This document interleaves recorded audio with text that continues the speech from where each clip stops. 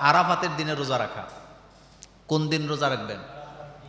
এই আরাফাতের দিনের রোজা নিয়ে আমাদের বাংলাদেশে যথেষ্ট ধাক্কাধাক্কি আছে। রোজাটা রাখবে কবে? আরাফাতের রোজা আরাফাতের দিনেই রাখবে। বলেন, আরাফাতের রোজা কবে রাখবে? এই আলোচনা আমি বহুবার এর আগে করেছি, আজকে ওই আলোচনায় যেতে চাই না। তবে আরাফাতের রোজা আরাফাতের দিনেই কি রাখবেন। 9 জিলহজে রোজা রাখা যায়। 9 জিলহজে কি রাখা যায়? আমাদের দেশের সমস্যাটা হলো, আমরা যেদিন রোজাটা রাখি ওই দিন অলরেডি হাজিরা কোথায় চলে যায়? কুরবানি করতে চলে যায়। এই জন্য পরামর্শ থাকবে সংক্ষেপে, আপনি 2টা রোজা রাখবেন। কয়টা রোজা রাখবেন? আমাদের দেশের 8 এবং 9 চাঁদের, তাইলে আরাফাও পাইলেন, 9 তারিখও পাইলেন, তাইলে আর ধাক্কাধাক্কি হলো না। আর এমনিতেও কোরবানির ঈদের আগে নফল রোজা রাখা কি সুন্নত। তাইলে বিতর্কে না গিয়ে রোজা কয়টা রাখা উচিত? 8 তারিখে রাখলে আরাফাতের দিন হাজিদেরকে পাইলেন। আরাফাতের দিনে যে ব্যক্তি রোজা রাখবে, আল্লাহ রাসূল বলছেন তার আগে পরে 1 বছরের গুনাহ আল্লাহ তাকে মাফ করে দিবে। এরপরে 9 নাম্বার, আরাফাতের দিনে রোজা 9 নাম্বার আমল হলো নিজেকে কুরবানির জন্য তৈরি করা। কুরবানির পশু কিনা, কুরবানির জন্য নিজেকে কি করা? তৈরি করা। 10 নাম্বার, ঈদের নামাজ ঈদগাহে যাইয়া আদায় করা। কোথায় যায় আদায় করা? ঈদের নামাজ খোলা মাঠে পড়া সুন্নত। যদি বৃষ্টি থাকে, দুর্যোগপূর্ণ আবহাওয়া থাকে, তাইলে আপনি মসজিদে যেয়ে পড়তে পারেন, এতে কোনো অসুবিধা নাই। কিন্তু ঈদের নামাজ কোথায় পড়া সুন্নত? ঈদগাহে, তবে খোলা মাঠে, সামিয়ানা দিয়া না। এটা সামিয়ানা দেই আমরা, দেয় কি না? সামিয়ানা দেওয়া উচিত না, এটা খোলা থাকবে, খোলা মাঠে ঈদের নামাজ হবে। এবং ঈদের নামাজে নারীদের জন্য, বাচ্চাদের জন্য ব্যবস্থা থাকবে। আমাদের দেশে আমরা যখন ওয়াজ করি, মাসালা বলি, তখন আমরা বলি কি, যে নামাজের কাতার প্রথমে দাঁড়াবে পুরুষেরা, তারপরে দাঁড়াবে বাচ্চারা, তারপরে দাঁড়াবে মহিলারা। এ কথা আমরা বলি নাকি বলি না? এটা হানাফি মাযহাবের হুজুর হোক, এটা শাফি মাযহাবের লোক হোক, লা মাযহাবের লোক হোক, মিম্বরে বসে ওয়াজ করার সময় বলে যে কাতার প্রথম দাঁড়াবে পুরুষেরা, তারপরে দাঁড়াবে বাচ্চারা, তারপরে দাঁড়াবে কারা? কিন্তু আমাদের দেশে ওয়াজের সময় করে ওয়াজ যে মহিলাদের জন্য কাতার একটা মসজিদে ঈদগাহে আছে, কিন্তু বাস্তব আমলের ক্ষেত্রে গেলে কয় না, মহিলারা ঈদগাহে আসতে পারবে না, যদি আসে তাহলে ফিতনা সৃষ্টি হবে। এরকমের কথা আমাদের দেশে প্রচলন আছে না নাই?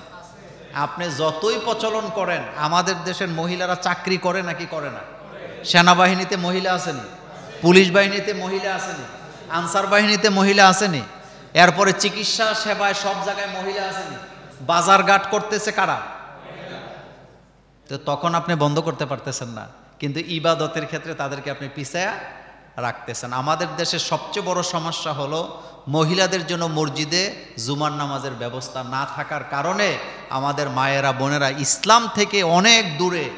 বাংলাদেশের পুরুষেরা যেভাবে ইসলাম বোঝার সুযোগ পায় মসজিদে গিয়া, মা বোনদের জন্য যদি এইভাবে করে জুমার দিনে জুমার ব্যবস্থা থাকতো, আলোচনা শোনার ব্যবস্থা থাকতো, তাহলে নারীবাদীরা কখনো আমাদের দেশে নারী আন্দোলনের নামে ইসলামের বিদ্বেষকে তারা ছড়ায় দিতে পারত না।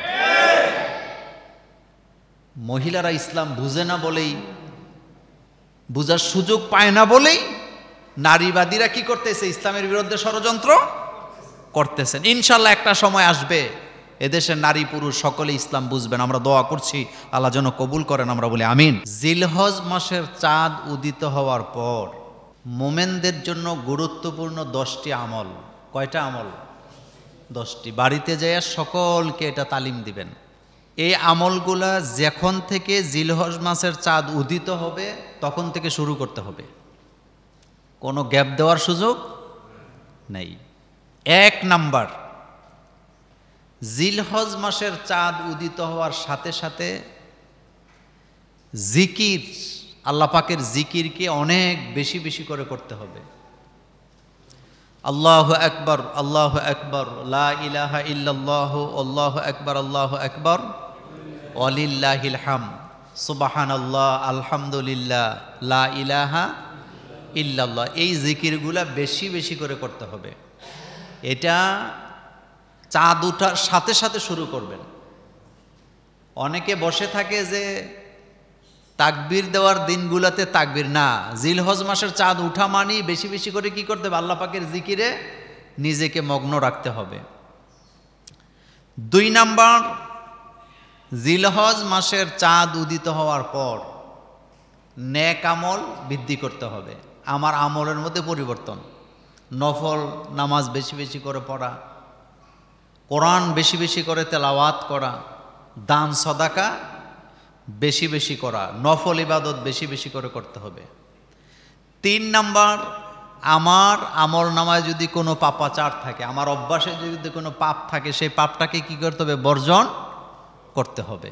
এটা নিয়ত করতে হবে যে সামনে কোরবানির ঈদ আসছে, হজ আসছে, এই উসিলায় যেন আমরা পাপাচার থেকে নিজেকে মুক্ত করতে পারি। 4 নাম্বার, যাদের সামর্থ্য আছে তারা হজ করবে। হজে তো যারা যাচ্ছেন আমরা দোয়া করছি আল্লাহ যেন তাদেরকে হজ্জে মাবরুর দান করেন। 5 নাম্বারে, যাদের সামর্থ্য আছে তারা কোরবানি করবে। বলেন কি করবে? কোরবানি করবে, সামর্থ্য যাদের আছে।